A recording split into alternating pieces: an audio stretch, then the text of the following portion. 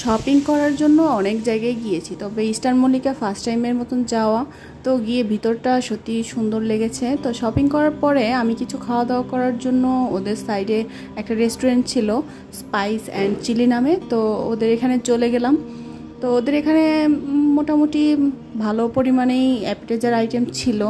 তো তার মধ্যে থেকে আমি প্রথমে নিয়েছিলাম একটা মোমো। মোমোটা অনেক দিন ধরেই খাওয়া হয়নি। তো যাই হোক, প্রথমে একটা মোমো অর্ডার করেছিলাম, দেন তারপরে একটা সাব স্যান্ডউইচ অর্ডার করেছিলাম।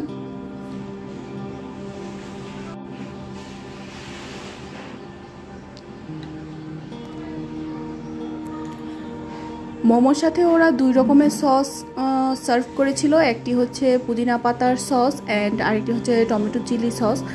পুদিনা সসটা সত্যি দারুণ স্পাইসি হয়েছিল, যার জন্য মোমোসটা খেতে সত্যি আমার কাছে অসাধারণ লেগেছে। মোমোর মধ্যে চিকেনের পরিমাণটাও ছিল খুবই ভালো পরিমাণে, তাই মোমোটা পারফেক্ট লেগেছে আমার কাছে।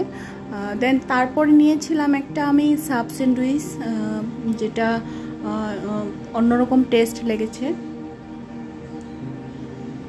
এই হার্ট শেপের সাব স্যান্ডউইচটার কথা সত্যি বলবো যে এটা সত্যি ভালো লেগেছে আমার কাছে।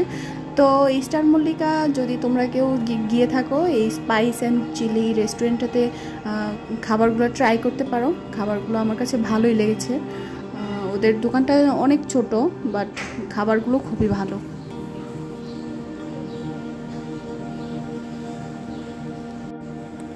আর এই রেস্টুরেন্টটাও সত্যি অনেকটাই সুন্দর, ভিতরটা অনেক সুন্দর করে সাজানো গোছানো, সুন্দর, আমার কাছে ভালো লেগেছে। আর মার্কেটটার মধ্যে অনেক ভালো ভালো কোয়ালিটিফুল ড্রেস কালেকশনও রয়েছে।